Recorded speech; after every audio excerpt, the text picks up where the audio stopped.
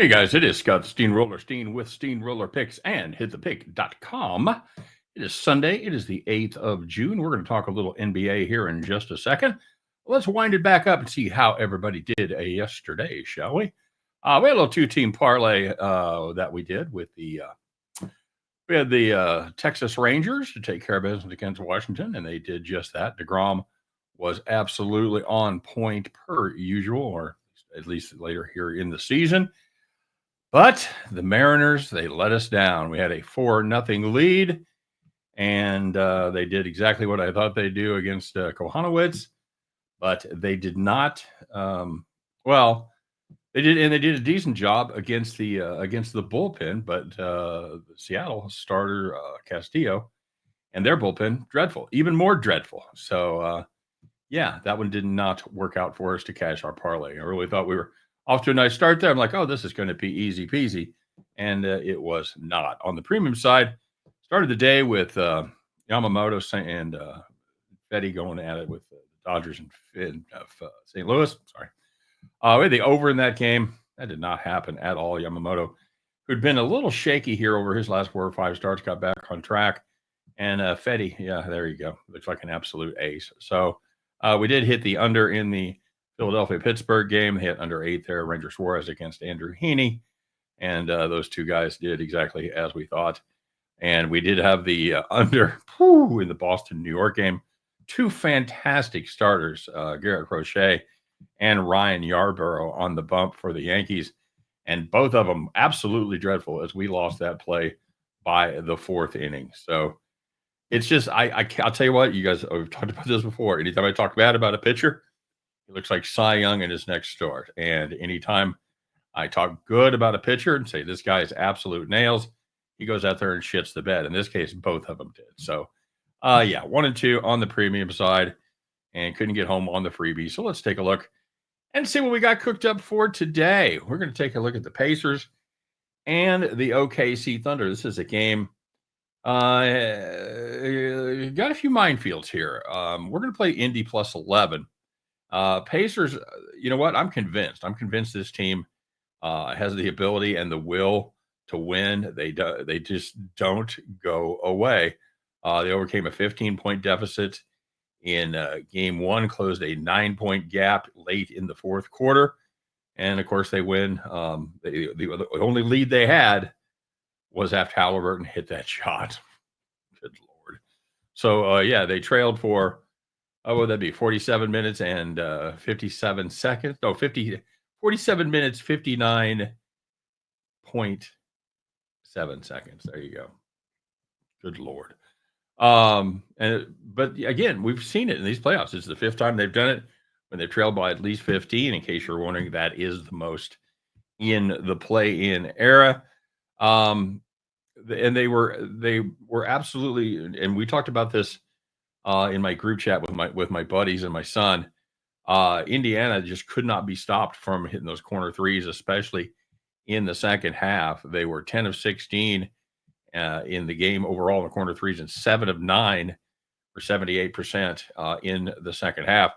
And that was just basically just Siakam just absolutely living there. He could have pitched a tent and just absolutely owned Oklahoma City from the corner threes. You know, even you don't expect those kind of numbers again, but it does give you an idea of the way that they are able to tailor their offense and change their scheme based on what the defense gives them. So OKC takes away the corners. All right, we'll see what else we can figure out.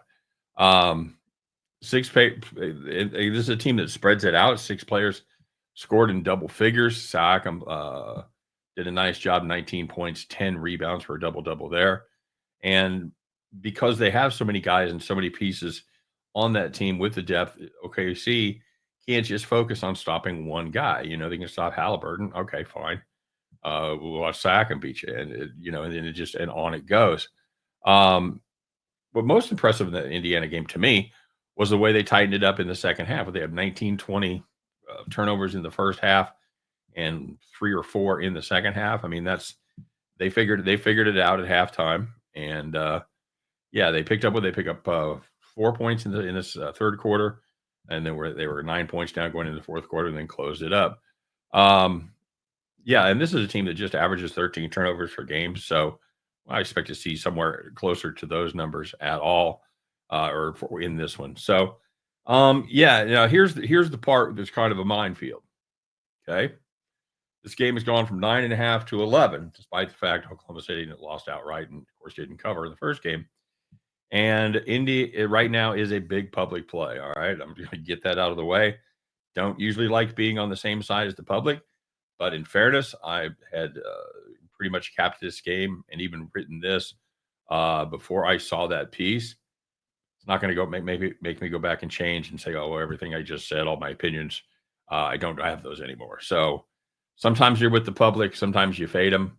We'll see how it works out for us. All right, and Oklahoma City, could go out there and absolutely lay a drubbing on them. Either one of these teams have the ability to do that.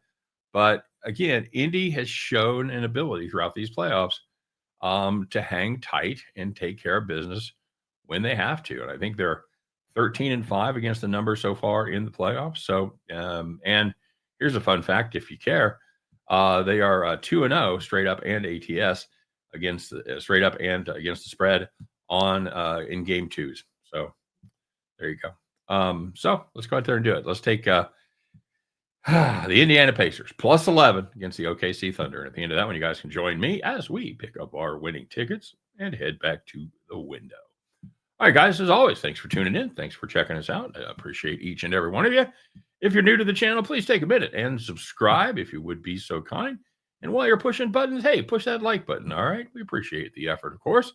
And make sure you drop your plays in the comment section. We always have a little friendly competition going there to see who can reign victorious. And today we do have a regular. So let's talk about Bronco Devil first. He had the Cubs plus 1.5. Talk about runs he did not need. And he had the Houston Cleveland first 5 under 4.5. Both of those got home easily as the Cubs win 6-1.